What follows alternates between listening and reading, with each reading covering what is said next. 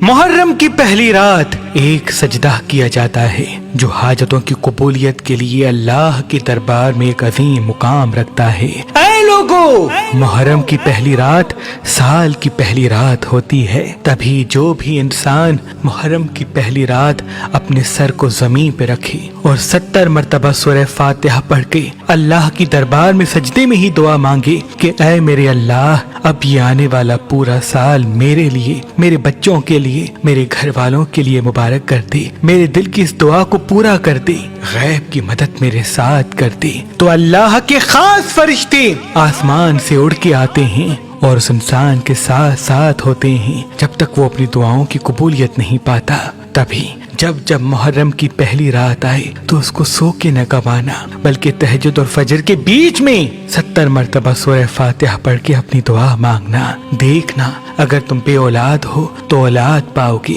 مقروض ہو تو قرض سے نجات پاؤ گے، محبت کے لیے پریشان ہو تو جلد محبت پاؤ گے، کاروبار میں کامیابی نہیں ملتی تو رزق میں فراوانی پاؤ گے، تمام حاجتوں کو ایک رات میں ہی اللہ کے فضل و کرم سے قبول پاؤ گے۔